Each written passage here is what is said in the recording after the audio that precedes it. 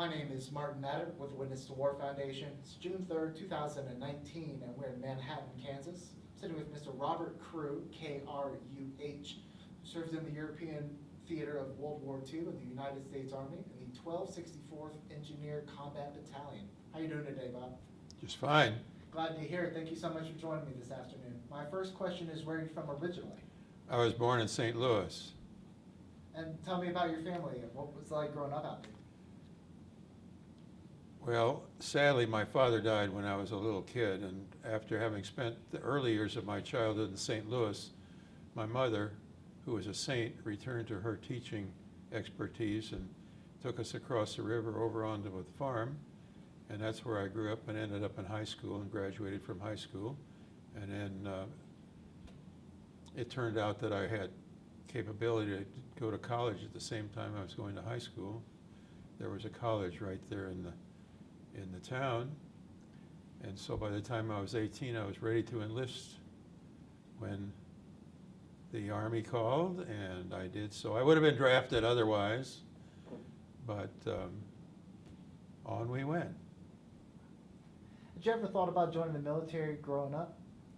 I stayed in the reserve for 9 years after the war, got called to go to Korea twice, got to stay. They let me stay. I would have gone if I had been required to do so, but they let me stay. I was finishing my education.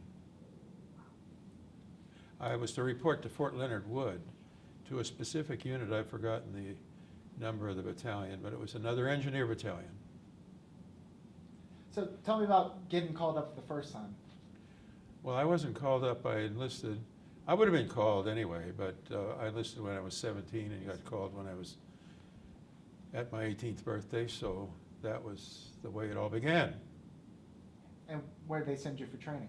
Went to Camp Grant for induction, but went to Fort Benning down in your territory in Georgia. It's a good ways from Atlanta, as you know. Nice little 2-hour drive. Well, nowadays, I don't know about back then. Well, the infantry school was there, and after that, I ended up in the infantry. And what was your time training at Benning like? What was your time training at Fort Benning like? Well, it was a routine 13 weeks training, basic training.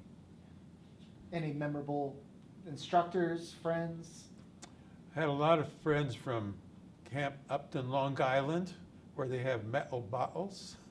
Well, the language was quite interesting, and the people were quite interesting. I was off the farm, and these were people from the Bronx and Brooklyn and another world.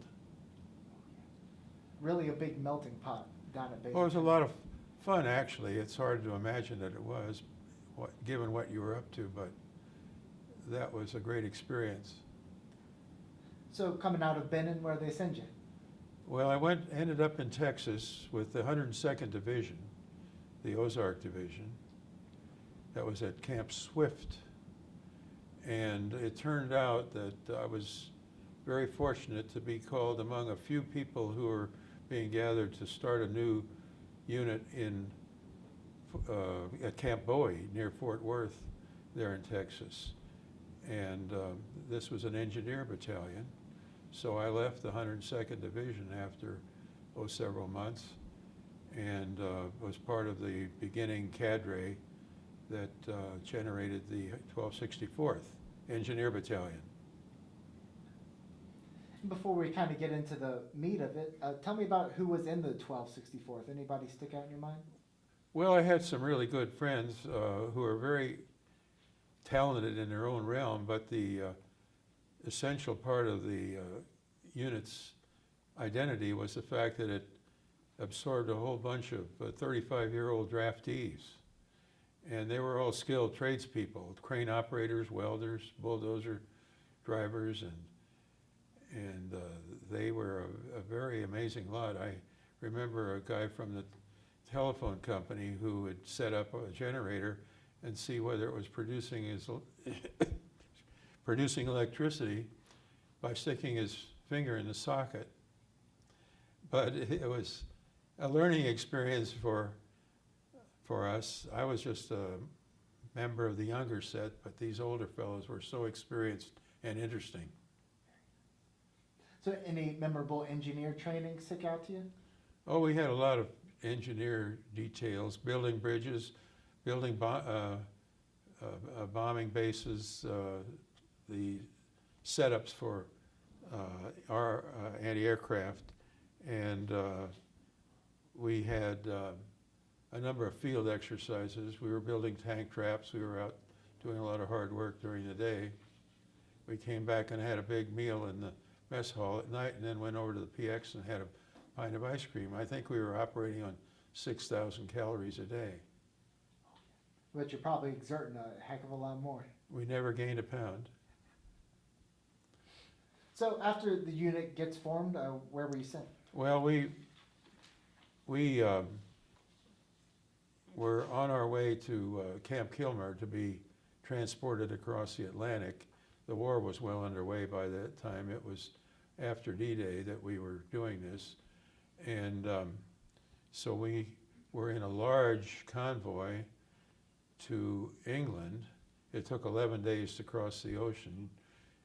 Do you remember what ship you were on? It was a Dominion Monarch, which was sort of a classy passenger liner in its day on a passenger service from Australia to London. And the lower two, I mention this now, the lower two decks were freezer decks for meat. Brought all that Australian beef to, and they converted those to troop areas. And so we were down there mostly in the dark, in hammocks, and we made our way to England in 11 days and trained there for a while before we went on to the continent. And what were your first impressions when you got there? In England? Hmm?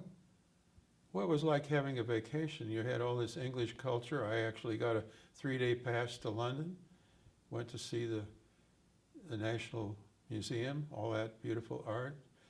Life was going on, and of course, they were being subjected to the V1 and V2 raids. And I was told during my little stay there on leave in London that if the sound of the V1 ceased, you might have trouble. But anyway, I made it back, and we headed to Southampton, and our ship sailed right into Cherbourg Harbor, which had been cleared well after D-Day. So you weren't around for any of those bomb raids? Well, I heard them coming over, but none ever entered the vicinity I occupied. Did they go totally blackout during that time? Oh, it was all blacked out. And of course, there were thousands of Brits who were killed with those bombs. The V1s were sort of aimed indiscriminately. The V2 had more of an effective guidance system, but the British took a terrible toll with that bombing. So you made it to Cherbourg and saw a lot of action prior to your arrival. Tell me what you saw there. By that time, our troops had moved well on into France. And so we were sitting there on the beach being told that the Germans are out there in the Channel Islands, which they were. And you've got to stand guard here because they might come any time.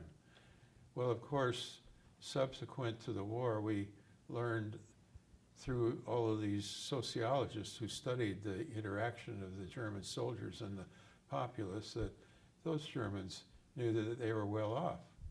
They weren't about to menace us on the shores of Normandy. So after a while, we just left. We had spent our time removing mines from the beach and so on. We lost a couple of our comrades that way, which was sad. But we headed on east after having spent a sort of a futile time there on watch for events that never occurred. How would you go about minesweeping as an engineer? Well, that was sort of interesting because the Germans had they had a number of mine designs, but the major ones that we dealt with were teller mines, which were metallic and could be detected with a mine detector, but then there were shoe mines. They were named, the German word for shoe is Schuh, and referring to the feet that would step on the mine and blow your leg off. But they were made of wood. And they were very primitive, but very effective and deadly. They were just a box, hinged box, and in order to activate it, you just folded the lid over so that it rested on a trigger, buried it in the sand, and if you were unfortunate enough to step on it, you'd have a big problem. But we used these steel rods to probe under the sand for those because they could not be detected with mine detectors. So we took a lot of those out, and who knows, subsequent to our departure, whether we had cleared the beaches totally or whether there were some dangerous places that remained. And the man who lost his life clearing that beach, do you recall his name at all? I never knew him. I was in a battalion of about 500 people. Sure. So you're heading east, and where's the next destination you recall? We ended up setting up a camp up over the province of Champagne, there in the eastern part of France, and headed up into the hills there, headed for Belgium, where we eventually arrived in the middle of the Battle of the Bulge. And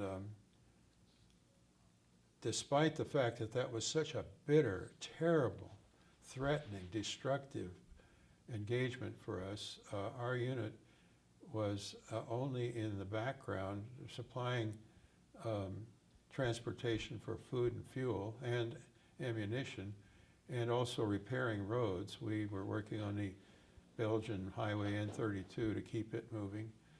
And we heard a lot of artillery, but our outfit, although it was prepared for combat, never had to engage in combat. So in some respects, I was in a very sheltered situation.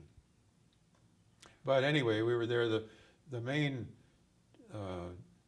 troublesome part of it, as far as I was concerned, was that it was so cold. It was such a bitter winter. And of course, as I think it was Andy Rooney wrote, the average GI didn't know anything about the war except what transpired 100 yards around him. And so we heard artillery and knew there was fighting going on, but we were apparently able to avoid the direct contact with all that dangerous action. What was your mission in the area? Well, I was actually kind of lucky in some respects. It was sort of fortunate in a way for me. I suppose I felt semi-guilty about it because I was with headquarters. And our commanding officers, of course, had to be kept safe from harm. And I had to straggle along with them because I was part of the S1 administrative unit of our battalion and kept all the records and helped create the orders and kept lists of all of the manpower and whatever was happening on all the assignments. And it was, in a sense, sort of administrative and, frankly, clerical work. I had my arms with me, but and I could have used them if I had to, but I didn't have to. But what I'm getting to is that I guess a sense of guilt would derive from the fact that when we were out in the field, we experienced all of the awareness of the infantry just suffering bitterly in that cold, in their foxholes, and trudging along the road to take into account all the action that they needed to engage in, while we were in a house, because that's where our officers had to be. And it was necessary for them to be so protected, and I was just able to be a part of the scene and actually benefit from that kind of situation. But you did share the cold with these infantry guys out there. Oh, Could you describe it for someone? Well, I'm sort of melodramatic about it because if I get cold, I feel unusually cold, and I may be just over-dramatizing to say that it just stems from my increased sensitivity during that month. It was from the middle of December 1944 to about the end of January 1945 that the Battle of the Bulge transpired, and which ended about that time thanks to General Patton. So following the battle, what was your next assignment? We pressed on toward Aachen, and we were helping maintain roads because it's important to have the communications and supply lines for the troops who were actually engaged in combat with the enemy. And so we were helping maintain all that supply capability by maintaining communications, road work, right, basically, and bridges where they were necessary. We weren't prepared to build big bridges although I'll get to a little story about that. But we could maintain the flow of military traffic. The GM 6x6 was, of course, the workhorse, and when I wasn't working for those office activities in the battalion, I was out driving a GM 6x6. Were the Germans actively sabotaging the bridges? Well, that was interesting. I don't really know. I can't comment about that generally. I know they had to be, but I do know that on the Rhine, there were about 20, I think there are numbers, I'm within a couple of the real numbers. I may actually have the real numbers, but there were about 22 vehicular bridges across the Rhine over its extent, and about 25 railroad bridges, all of two but which were blown up by the Germans just to keep us from getting across the river easily. And there was one bridge around Mainz, and the other was a railroad bridge, as we've all remembered, by Remagen, which has enjoyed a lot of familiarity and notoriety because it remained as the last bridge over the Rhine and was not successfully destroyed, but damaged enough so that when it experienced all this heavy traffic, it eventually fell in. So there were no bridges across the Rhine. And I can take it on from there because General Bradley, who was commander of the 12th Army Group, which consisted of a British Army and our 9th and 1st Army, the 12th Army Group was his command, and he was determined that we get our heavy tanks across the Rhine. And so he assembled a combat engineer group consisting of about 5 battalions, of which we were one. And just south of Bonn, we found a site. It was downstream from Remagen about 5 kilometers, maybe 5 or 6 kilometers. And we selected that site as a place to put the bridge that General Bradley wanted to carry the heavy tanks. And I digress to say that selecting a bridge site was not an easy matter. We had graduate engineers from Purdue and Michigan State who knew what they were doing, and they were looking for steep banks, believe it or not, because if you had shallow banks and the water elevation changed, which it did, the water would extend way inland, capturing access, which prevented your use of the bridge. So if you had steep banks, you had to create some approaches, which involved moving a lot of earth, which we were prepared to do. We had cranes and bulldozers, and we moved thousands of yards of earth and created the approaches and put a bridge across the Rhine, which was most unusual, only one of its kind. It was created, if I can spend a minute to describe it, by salvaging unused trapped barges along the banks of the Rhine, aligning them side by side across the river, anchoring them in place, and putting piling on their decks to create a fairly level surface on which we laid a prefabricated bridge. It took us 5 days to do that, but that bridge was created. It was a 2-lane bridge, 70 tons east and 40 tons west, and it would carry the Pershing tanks, which weighed about 40 tons. And it, by the way, could carry the Abrams tanks, which we didn't have then. The Abrams tank is a new tank now. But it was strong enough. Exists today, which weighs 68 tons, but it was strong enough. And while we were building that bridge, all we could see, if you looked north along the riverbank, where we were very busy, all you could see was the tanks lining up as far as the eye could reach. And when that bridge was finished, our fellows from C Company, this is in the middle of the war, we had some artillery around us, so we were aware of the fact that things were going on, but we were pretty lucky. In the middle of the war, our C Company put a ribbon across the bridge, and General Bradley was so determined to make this bridge function, he came there and cut the ribbon, along with General Hodges, commander of the First Army, for whom the bridge was named. It was a Hodges Bridge, and when that bridge was open, those tanks just rolled 24 hours a day. The first 24 hours, we were told there were 1,000 tanks that went over that bridge. But on we went east from there. And by the way, you know, we were sitting ducks. We were supposedly trying to be protected somewhat with smoke being generated around us, but we had lights on us all the time to be able to work 24 hours a day. And I was hauling bridge parts with my 6x6, and the engineering officers really knew what they were doing when they designed that bridge and had it just incredibly programmed well in advance, and knew exactly hour by hour what they were going to do. And on we went. Did we lose anybody to the river?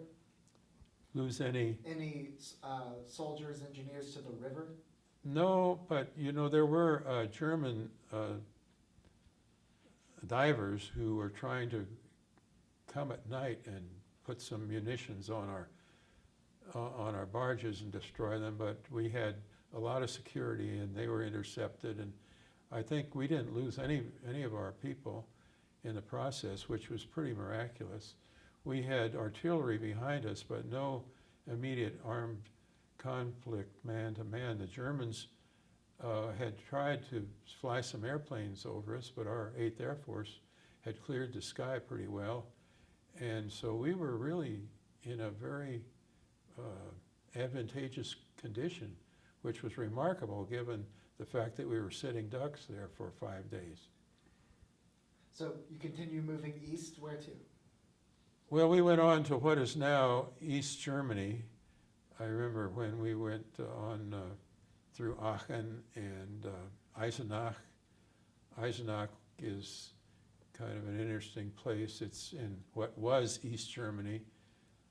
It was a place where there was a big BMW plant, which was manufacturing military items, big vehicular units. And by the way, there's a castle there where Martin Luther was sequestered in the 16th century. And we thought there were some armaments up there. They had some old cannon carelessly placed in the embrasures in that place, and a couple of rounds showed us that this was just ancient history when we looked closer, because they weren't firing back. And I just mentioned that because later a friend and I went up there. It was pretty deserted, but that's a lot of history which I will just let rest there. It was celebrated very recently with the 500th anniversary of Martin Luther's posting of the Theses in 1517. But on we went, and we met the Russians west of Leipzig. They were a scruffy lot, and it wasn't very long after that the war was ended. It ended May 8th, 1945. I imagine there's a lot of celebration around your parts. Well, you know, we sort of just took it in stride. We had been just under a lot of apprehension about what was going on. We knew we were making progress.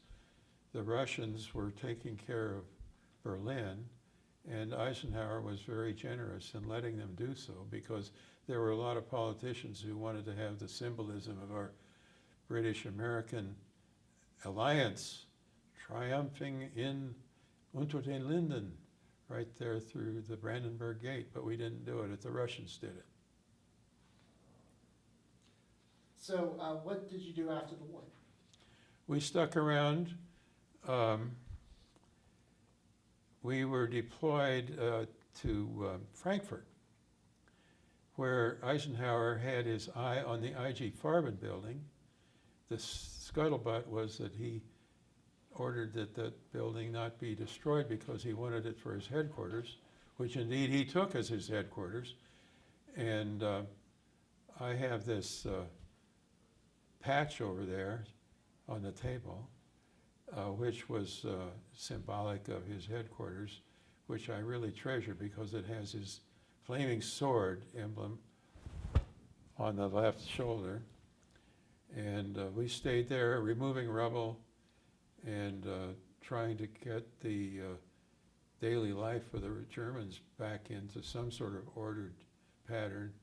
And by that time, well, let me interrupt to say that when the war was over in Germany, we were told we were going to the Pacific, but we never did. And by that time, we were just busy doing all of that cleanup work, which was very demanding. Our action in Germany was so destructive. My memories of Germany were just utter rubble everywhere. It was hard to find a path with my truck to go in any kind of orderly line to a destination. You had to find your way. But we put a lot of rubble out in the countryside on these big hills that we were leaving out there. And occasionally there would be bodies in the rubble there in the city. But the Russians had left it pretty much as it was, and they were absent because they just, Eisenhower got them to move out of that area, let them deal with Berlin. And after a while, after the war ended in Japan, the order of the day was to get people back home. And I had to stay because I didn't have enough points to get back home, given that some of the older and longer serving members of the military were given priority to do so. But I didn't get back into the States until 1946, with the war having ended in Japan on the 14th of August, 1945. And you said they called you up for Korea twice? Yes, I stayed in the reserve, and I had 2 years of college before I went into the military, and I was finishing up some of my education. I went on to do graduate work, and they let me do that, let me stay, and I didn't have to report, so I was postponed twice, as a matter of fact. But I would have gone if I had to. But the war was over in Korea in 53, from 50 to 53. So a couple other questions and we'll wrap up for the day. What do you want people to remember about the Second World War, based on your experiences? Well, there's so many kinds of associations that you can derive from what happened, but of course, as you've been hearing in all of your good efforts to make an historic record of all this, the unity of effort was, I think, an overwhelming achievement, because if we really remember what was happening, there was a lot of uncertainty about whether we'd be even engaged in World War II. But we had leadership in the persons of FDR, Franklin Delano Roosevelt, our 32nd president, and Winston Churchill, who just were so effective with a charismatic approach to galvanizing the populace of our countries in this common effort. And there was a unity that characterized all of this effort, and everyone was devoted to achieving victory, which was accomplished. At a great loss, we lost many, many wonderful people who otherwise would have lives and families. And even so now, I think some data that I just looked at recently reported that during the war there were 16 million in service in this country. Now at this time, 2019, there are fewer than 500,000 of us left. But we all have pretty vivid memories of that working together for that common victory. On this week of the 75th anniversary of D-Day, what would you like people to remember about that fateful day? Well, you have to remember the sacrifice. And I can't speak with any immediate awareness of or exposure to what happened there. It's only that I know what other people know. But after you learn what happened on that day with all of the horror and intensity and disadvantage that we suffered on that Omaha and Utah Beach, we were just at the mercy of those guns and placed on those cliffs that overlooked those beaches, which could sweep all that fire across the water. we took a terrible toll, and as we all know, that story of the Rangers that climbed Pointe du Hoc at great loss to them and spiked the guns that helped us gain a beach hold there that allowed our troops to move on up the cliffs and into the orchards and on from there. It was just an incredible and ingenious plan that we have to give our leadership credit for, particularly Ike Eisenhower. He was a remarkable leader. Tell me more about Eisenhower and if you had any meetings with him. Had no contact. You know, the ordinary GI was just a low performer on the ladder of military authority. There was always that sort of difference between the enlisted personnel and the officers, which was a necessary part of the structure. You had to have the leadership, but then the ordinary GI was entrusted to carry out the mission, and they did with a vengeance. And with so much success in so many ways, but with the accompanying losses, which just makes war, in my view, insanity when you're involved in something like that. But Eisenhower was a person of such character, and he was able to deal with the personalities that came his way, like General Montgomery, who was an implacable general. Same with Patton. They were both personalities that took a lot of skill, but Eisenhower had it, and he managed it very much to his credit and to our success. Well, I'd like to give you the last word for any future generations. Any final thoughts, closing statements, timely wisdom that you'd like to provide? The only thing that comes to mind right now, there's so many directions I could take this, but with a war like that, which had a lot of classic identity, one today gets the impression that we're in a totally different world when you start talking about warfare. We knew who the enemy was, who that leadership on the other side comprised, and we went to our task with a lot of direction and understanding of how we could move. But now, to refer to victory, the politicians can say we must, it's an easy thing for them to say that. But victory in our day had a totally different meaning from whatever it is they intend for it to mean today. I have no idea, and I'm not sure they do either, because there is such a scattered, desultory, sorry about that word, there's a way of conducting the combat that we're engaged in now, scattered as it is and unpredictable and unforeseeable in so many directions and with so much political content that there's no comparison to what we did to what is now called war in our time. Well, I can't thank you enough for taking the time to share your stories with me today. It's really an honor and a pleasure, but most importantly, thank you so much for your service, Bob. It's great. Well, thanks for doing this. All this documentation is going to be helpful and remembered. Yes, sir.